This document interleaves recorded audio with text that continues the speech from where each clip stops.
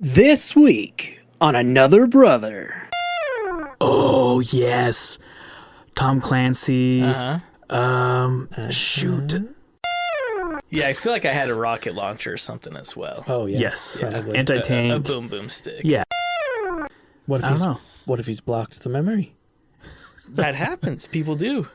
I think It's he'd traumatic. remember. I mean, this has been like a vivid thing for me since that happened. What I can't believe I've never heard this. I know. Well, yeah.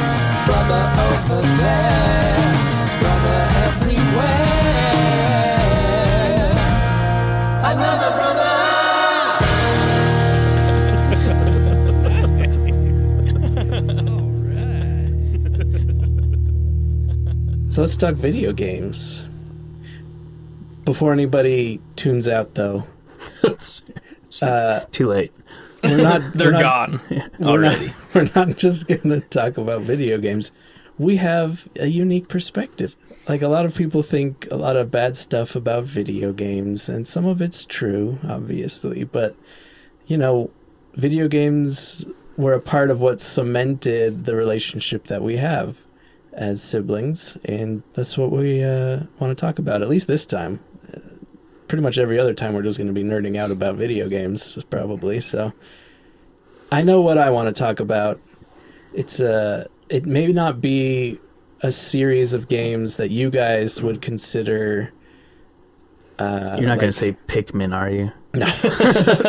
You guys probably won't consider it like one of the most formative series of games for any of us, but It surprised me, I will say. Oh, you know already? I Yeah, would he say told it's in the upper tier, maybe even the upper echelon, Ooh. the third echelon. Oh. Perfect Dark? No, Good one. Do I get a guess? Do I get to keep sure, guessing? yeah, Echelon. third echelon. Third echelon. I feel like I want to start miming. Gosh. Ubisoft. Oh, yes. Tom Clancy. Shoot. What's it called? Yeah. Sam Fisher. Uh-huh. I was working on some wood yesterday, and oh man, Splinter Cell. Yeah, Splinter Cell. Yes. Epic gameplay. Yeah, for Dad, Ubisoft is a French producer of video games that has studios in other places in the world too. Usually places that speak French. But they produced a series of video games called Tom Clancy's Splinter Cell. And they actually have quite a few Tom Clancy series of games based on his books. But yeah, 20th anniversary. Apparently Wow. they're remaking the original game right now. Oh, sweet. be Remaking, fun. not just like updating the graphics, but doing Right. like a full Full remake. bottom up. Yeah, Nice. not just, crappy little things. They're redoing the engine entirely. Oh. They're adding ray-traced global illumination Wow. to get that realistic lighting. But also Splinter Cell, I think that was like revolutionary for me Yeah. because of so there's a specific munition type for his rifle. The aerofoil, is that what it's called? Do you remember? I don't remember. It's like a That sounds familiar. disc, Yeah, Yeah. and it knocks him out. Lima Lima. yeah. So just Less than completely lethal. silent. So silent, so less than lethal, and you just nail guys in the face with it. Yeah, I thought that was so cool. Yeah, it was just such... Like, I hadn't played anything like it before. Like, No. the world was so interactive. Like, you want to be in the dark, but you can't find a light switch. Just shoot the light. And then you're in the dark, and now you're hiding. And you can flip on your night vision, and you can see, and the bad guys can't. Just crawling along the pipes under Right. the ceiling Uh-huh. line, and you just Uh-huh. crawling, and snap someone's neck and keep going. And my understanding is that they didn't really invent stealth gameplay.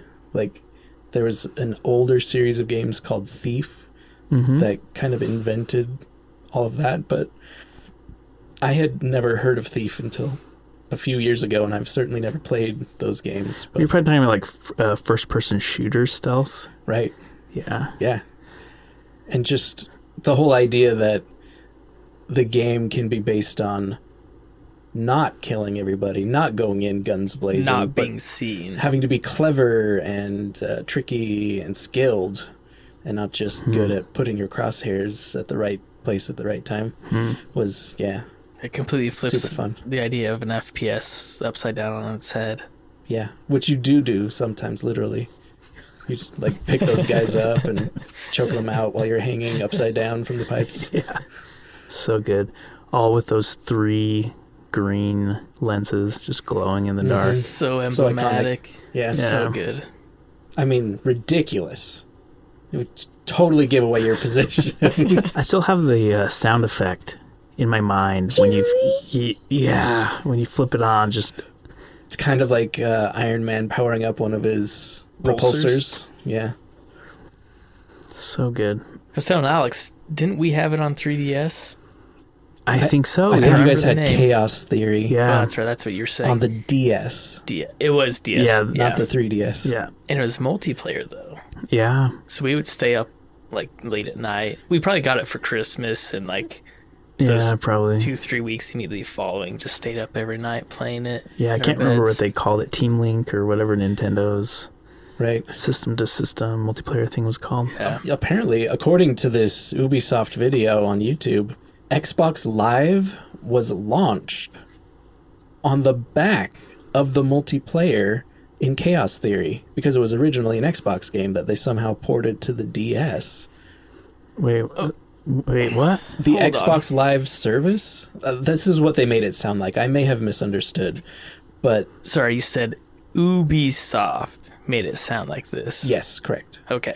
I wasn't super paying attention to the lower thirds when new people came and said things. So this guy may have worked for Xbox. I wasn't paying attention to who this person was who was saying this, but the video, whoever it was in the video made it sound like, yeah, Xbox Live was advertised as like an awesome service using this game, Chaos Theory, Splinter Cell Chaos Theory, and the multiplayer as like this is why this is cool, this is why you need it, this is like the future of video games, which I had no idea. Yeah. And we were obviously late to the whole Xbox party, Yeah, we were. but Still, they were like Bungie. Microsoft purchased Bungie to sell the Xbox. Right. And like on Xbox release, they were bundling it with Halo, weren't they? Yeah, see, but Xbox Live That's- wasn't a thing yet. True. It was all about the LAN partying, Yeah. okay. Yeah, you're right. hooking There up we your go. systems in person to play, Yeah. Good call. or co-op, not co-op, but like split screen on the same couch.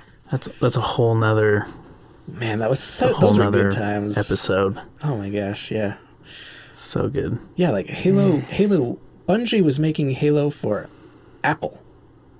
It was going to be a Macintosh game until Microsoft bought them. Oh, thank goodness. Isn't that crazy? Thank goodness. That would. Oh man. I don't know that they were making it for Apple, but it was you going to imagine be if- on Macintosh. If Apple had gone into the video game space, I know. I mean, even selling the idea to Bill Gates was apparently like super risky, and it only worked because Xbox stands for DirectX. DirectX. So they want to make a that's separate right. hardware box for DirectX processing, Mm-hmm. and then they just built it from there into a gaming system. We're getting real nerdy now. Okay, great game. All right, I'm up. Yeah. Do it. What's the the games that made us? Is that what this is called? Ooh, Yeah. Yeah. I'm down for that. The games that made us. Okay, the game that I wanted to highlight that had a big impact on me. You guys already know what I'm going to say. Are we going to guess it? You already know it. Oh, I forgot. Oh, you forgot it? Yeah, I already forgot you told us. But now do you remember that I told you? Do you know what it is? Okay.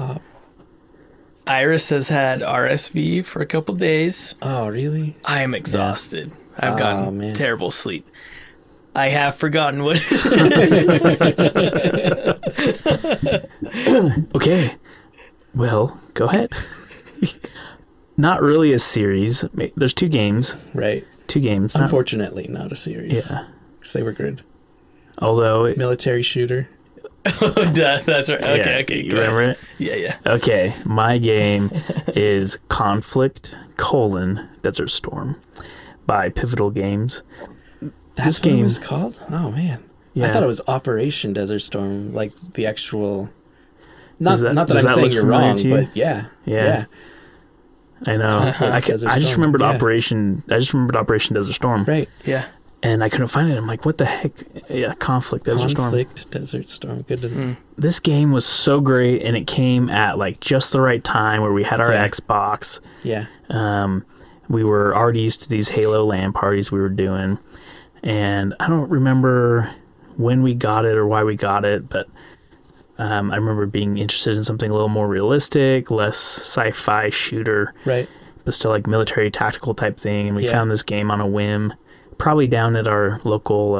Oh, I was absolutely game crazy. Game crazy, yeah. But yeah, it was sweet. I think it worked for us the best because it was 4-player co-op. That was the split best part. screen. Yeah, and the game's designed to have 4 dedicated personality types, weapons, or I should say specialists. Yeah. And so we each kind of, I think it was very organic. We just kind of picked a guy and then we just stuck with it. Naturally fell in. Yeah. So I was the rifleman. Ranger, I think it might have been what it was called. Yeah. Because you also had like the laser rangefinder for lasing targets. Yep. Oh, yeah. Yeah. Yep. So I was him. Rifleman, assaultman. I don't know. I don't remember. Alex, you were the sniper and demo. And demo I played guy. 2 guys. Yep. Mm-hmm. It was a little disorienting sometimes, but... But you're providing your own sniper overwatch. Yeah. For your own other guy. It was pretty sweet. Yeah. And then Jacob was our heavy weapons specialist. He was our heavy. Big guns. Big guns.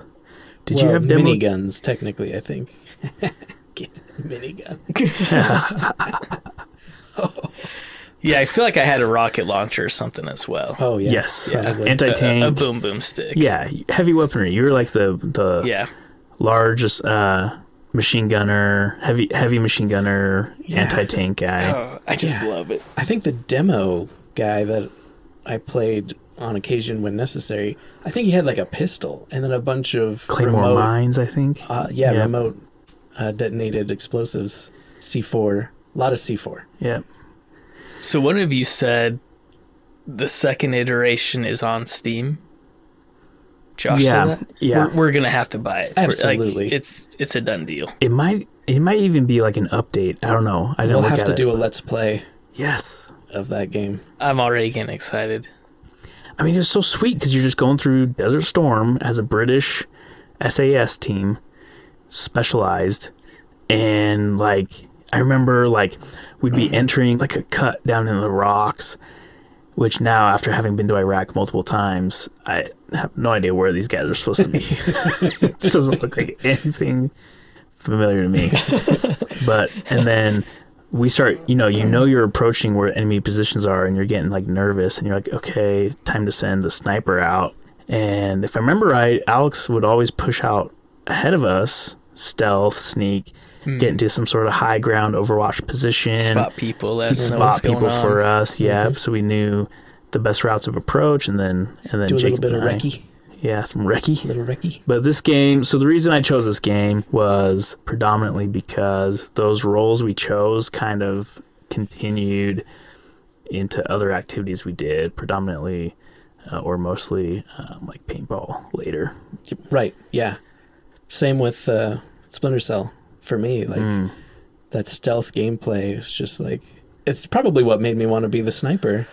Yeah, I see that. Oh, that's a story for another time. This amazing shot I hit Greg not in the head, I think. Somewhat unrelated, but we're gonna have to talk about Camp Rylea sometime as well. Yeah. Did you never get to go, Alex? I never got to go. I'm still a little bitter about it. It was great. I would be too. It sounded amazing. Yeah, it was a blast. Yeah, I don't know. I was never a great paintballer. I was always the youngest out there anyway.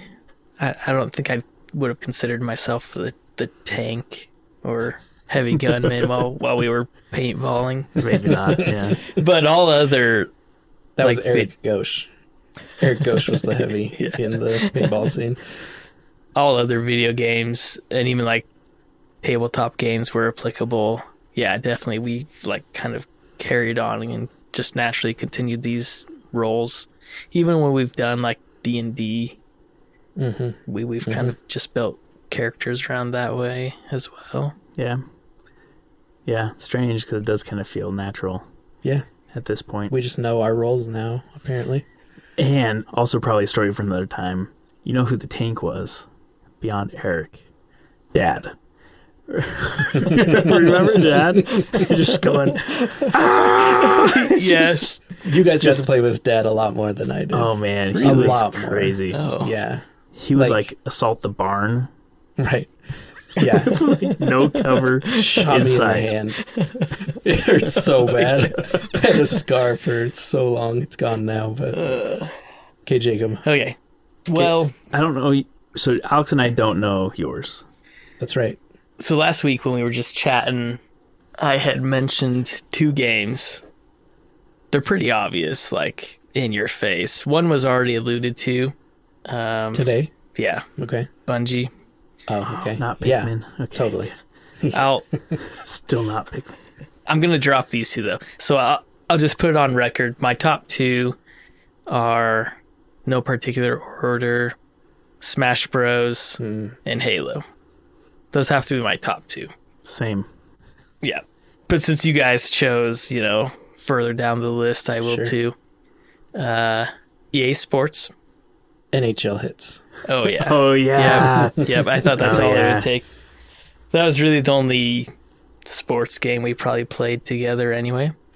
Okay, so this game... I think we played a little NFL Blitz, too. But Did we? mostly NHL hits. And what Yeah. about SSX Tricky? Oh, yes. yeah. Yeah, you're right. Oh, that one was fun. But NHL Hits, this was like 2002. I think it was NHL Hits 02. I can't remember That for sounds sure. familiar. Oh, first off, before I really jump in, the soundtrack was Yeah. amazing. Like, probably the best video game soundtrack out there. Limp Bizkit, Puddle of Mud. I mean, just great music. I think that was like maybe the Korn. first game we got in that generation of video gaming that actually had like a soundtrack that you could set up and play and skip tracks. Tony and everything. Hawk, Yeah, Oh, I think okay. maybe started Okay. it. you're probably right. That was a sweet soundtrack, too. Yeah, and a good game. And a good game. So NHL Hits was still in the area of sports games where, not that it was cartoony, but it was over the top, bigger than life. Very arcadey. Yes, yeah, kind of like the early Madden games were. NFL Blitz was. So it was 4-on-4 hockey. Oh boy, 4v4 hockey, including the goalie. So really 3v3. So again, it just worked perfectly. Sorry, Liz. Lizzie was still a little She was younger. pretty little. So the 3 of us would just play together, team up against a CPU team. And actually, ironically enough, the 3 main archetypes kind of fell into this too, right? You've got the defender who's in the back. Sure, He was the big guy who you would want to get into the fist fights. Yep. Oh, I forgot about the fight. How could you? Yeah. That's why it was so you do these like hip checks and stick checks that were just huge, like just flooring people. break the glass? Pop them through the glass, bring the 2 guys in the center of the ring, and yeah, it was basically like rock, paper, scissors, where you'd have 3 buttons that you could choose. Oh yeah. To the different hit you did would interact differently with the hit the player the computer does. Right. So all kinds of fist fights. The one-timers were so good. Going on fire as a team. Oh yeah. yeah. Good. Yeah. Was just so good. It was just a blast. All around so fun. Oh, and then there's just so much to it. You could make your own teams. So like these weird character things, like Anubis, snowmen, Oh, yeah. just all kinds of ridiculous gosh. things. you develop your characters, you gain points, increase their stats, Back And when video games were still just about fun. Yeah. I totally forgot about all of those things. Yeah, The only thing I did too. The only thing I Classic. remembered was the big heads. Oh, Remember yeah. that? You used to make your heads big like head mode. 3 times as large as your Yeah, body. it was on That's a the load classic. screen going into the match. You could button smash and try to hit a certain combo of buttons, and that would give you yeah. different traits or characteristics or Right. power-ups in Right. game. That's Yeah. right. I just loved it. I thought it was so goofy. And then you're checking people with this massive cranium. I have another honorable mention, Rock Band. Oh, of course. Oh, Yeah. I mean, we played that into college. Mm-hmm. Good times.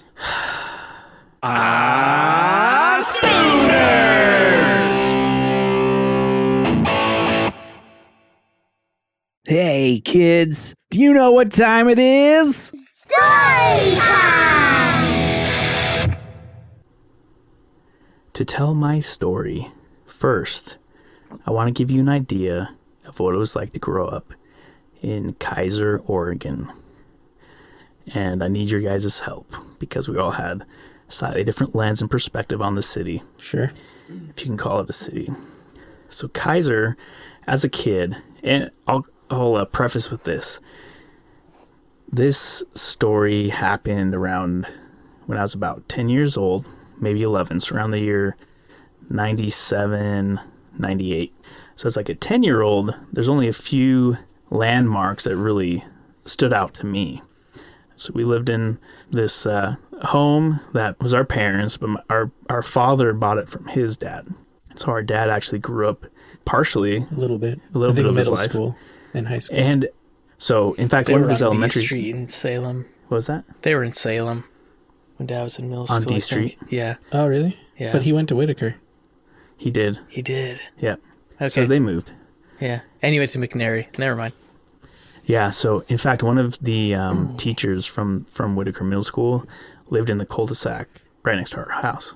So anyway, so you've got our home, our street that we live on, and then you have Lockhaven. And basically, as a 10-year-old, the only other real landmarks are the Albertsons, because go there shopping with mom and dad. The Game Crazy, which is right there next to the Albertsons.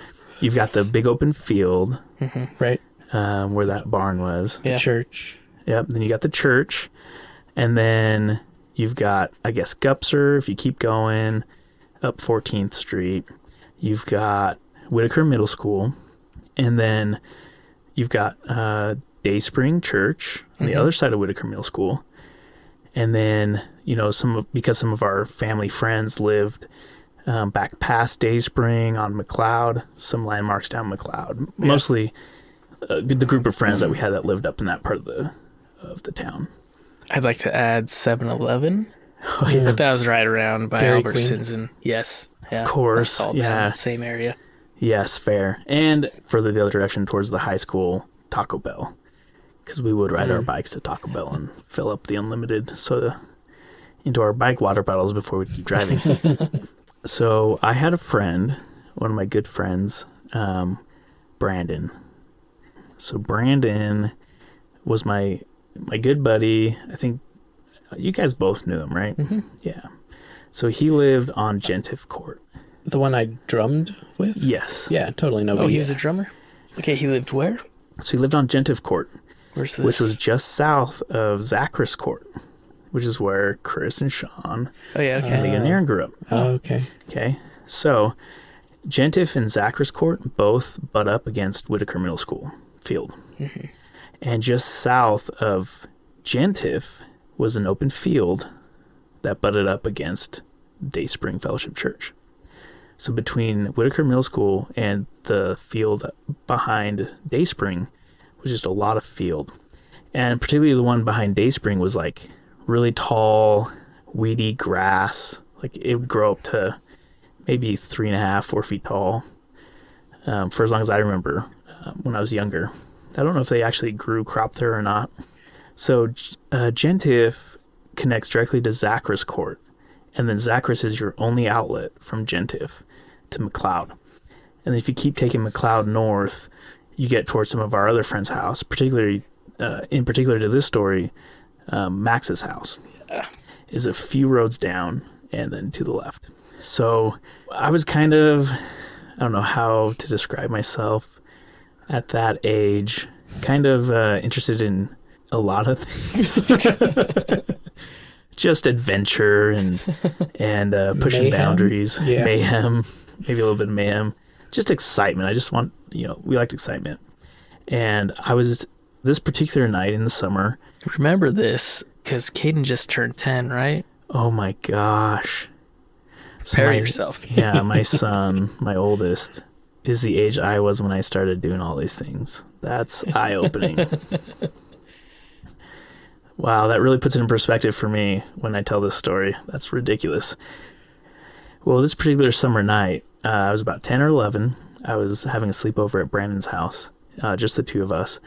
And they had this big room that with a sliding door, so like the back of the home.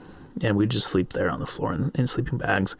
And no one would bother us for like the whole night. We were basically it would feel like we were in the home by ourselves. And we might have been. I don't actually know. But I'm getting the feeling that we were. We had noticed that someone was trying to develop the field between Dayspring Fellowship Church and Gentiff Court. And we'd go back through his backyard, we'd hop his fence, and there would be little surveyor stakes out in the field. It had been mowed down. All there were surveyor stakes with different color-coded flags on them: blue, yellow, green, red. We assumed blue was like for water pipes, but they were very clearly marking out infrastructure to put in place to build something. Sure. And when I consult my map, because I haven't been back there, there's a full residential neighborhood there now. Oh, snap. Yeah, so it's basically just Whitaker's Field, and then homes, and then the church. So we were kind of vigilantes, and we viewed ourselves as vigilantes. We did not want them to put houses in there. So that night, we went out and we pulled up every single stake. And this wasn't the first time. So we had another sleepover earlier that summer. Hold on. Have mom or dad ever heard about this story? I feel like that part, maybe. Yeah. So there's more of that. Oh, yeah. Okay. No, that was just what got us out at night. That's what got us into the situation. Oh, what got you into trouble. Got it. So this was the second time we had done this. We literally pulled up every single one of these stakes. And then to make it even harder for these guys, like, I can't remember where we hit them, but we hit them somewhere that these guys won't be able to find. So this night, we finish our goodly deeds to preserve the fields in Kaiser, and we hop back over his fence again to his home, and somehow the door was locked. Oh. And we couldn't get back into the back. And it's like, crud, we have to go around to the front. But the only way to get around to the front of the house was we were afraid of waking up his parents and some other things. There were still hours left in the evening. So we're like, we'll just go walk. We'll walk around the field. Wait, so what time of night is this? This is probably 1 a.m. What time of the year? Summer. Yeah. Okay. Yeah. So we head back over this fence into the field, and we head out to McLeod. We turn left to make our way back to Zacharias so we can do our button hook and then hit Gentiff and hopefully find a way to get into the front of the house.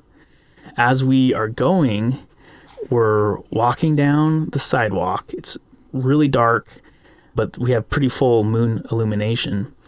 And on the left-hand side of the sidewalk, you have these really tall arborvitae stands. Super tall. Full shadows beneath these arborvitaes. We're going, and all of a sudden, at the same time, we're on McLeod still. Brandon and I get the exact same terrible, creepy, spine-tingling feeling. And we both, without even looking at each other saying anything, we both just stop dead in our tracks. And we both look across McLeod at this street, that house that we're directly standing across. And I don't know why, there's just this extremely powerful compulsion to look at this front door of this house. And without coordinating, we're both looking at this house. when all of a sudden the door, there's no lights on in any of these homes. Like, everything is just dark. The front door opens. It's pitch black in the house. And then all of a sudden, no kidding, there I was, the Slenderman materialized from the doorway. This is 1998. We're talking like 6 years, 5 or 6 years before Marble Hornets. Before YouTube. Yes. YouTube's not even a thing yet. Creepypastas isn't a thing. Like, tracking urban legends like this isn't. The only difference was he didn't have a white mask for a head. He was all black. Ew. This guy comes out of the doorway and his head is like scraping the bottom of the doorway. When he comes out, he stands up straight and he's taller by like a foot than the door, and just thin, super long thin arms, super long thin legs, and just moving in straight motions, like no bend in the arms, no bend in the knees. And he follows the pathway from the door straight to the sidewalk. He turns and starts going north up McLeod, like 1 or 2 steps, like super long, like, gosh, probably like 8-foot long strides. It was like so crazy looking. He takes 1 or 2 strides and he stops.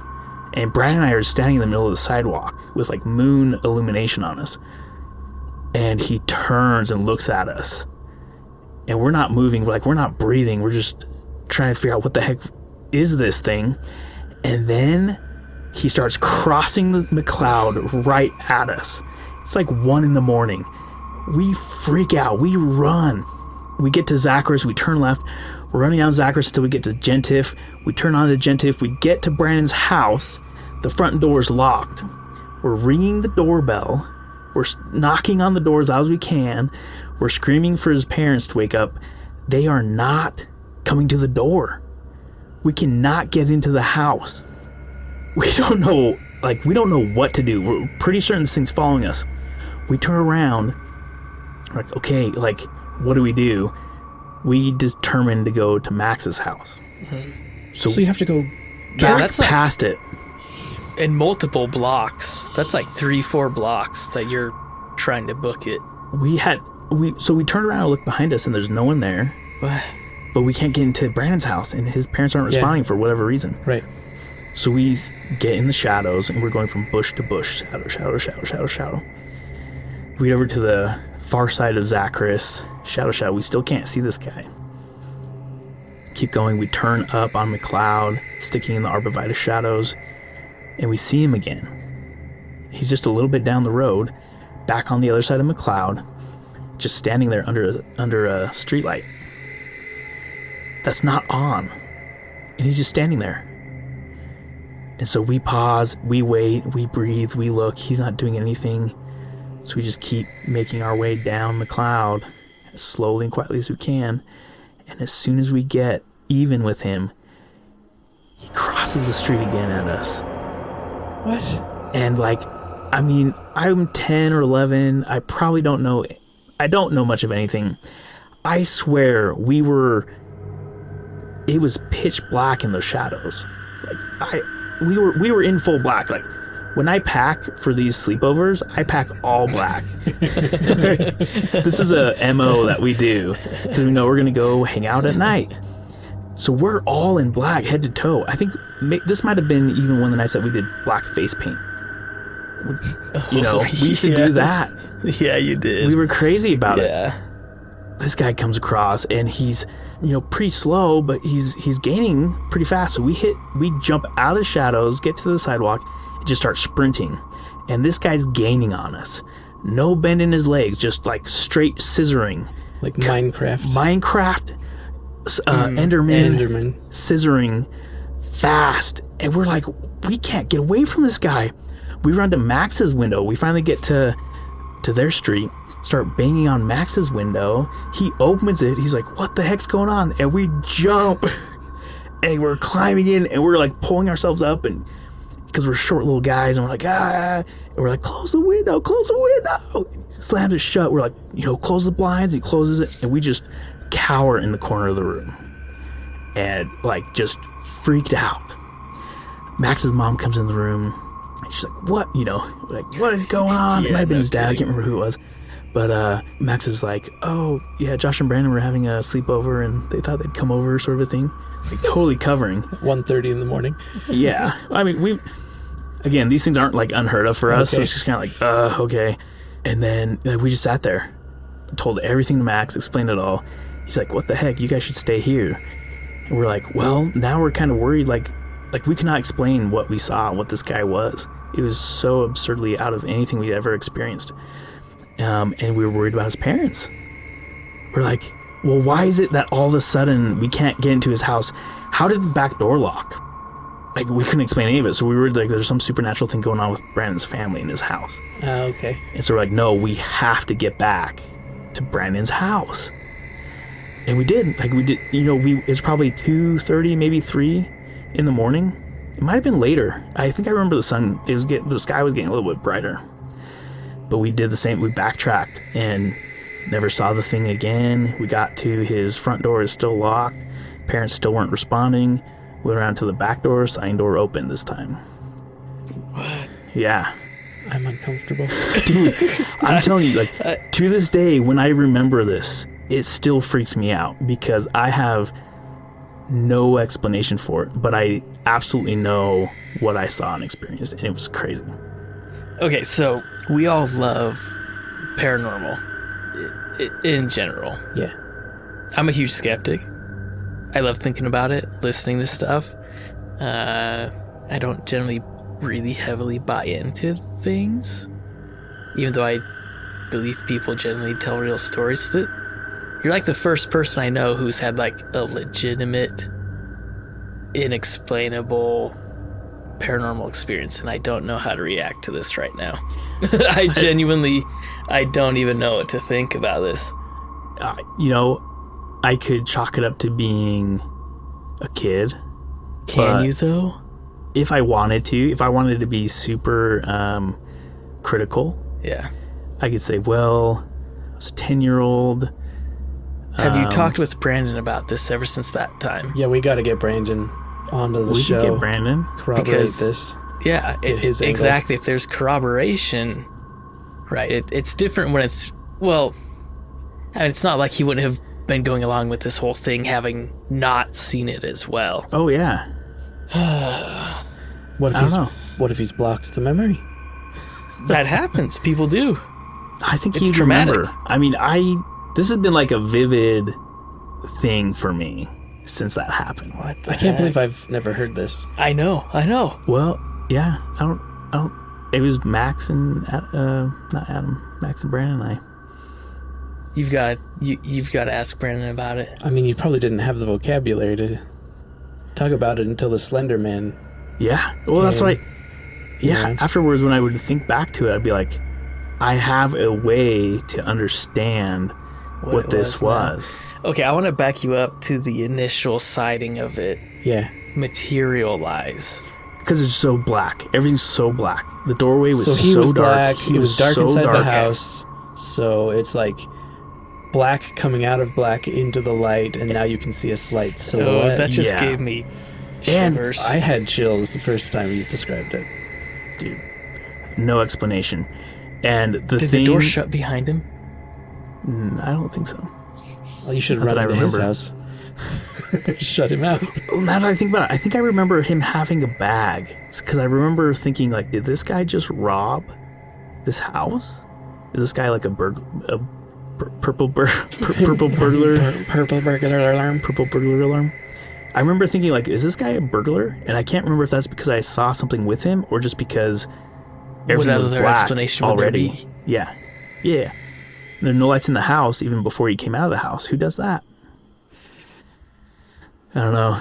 And the thing that I'm so heavily reminded of was just like the very strong, powerful feelings that something's wrong and it's over there.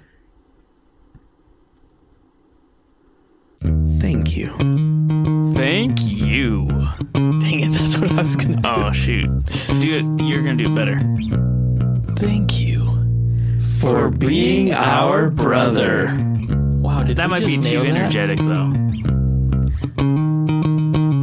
Okay. we'll take another run at it then. Okay. For being our brother. That, the first one was too energetic. Gotcha. For show notes and other brother goodness, check out our website. Be sure to come back next week. And tell your friends so they too can become a Brother over here, brother over there.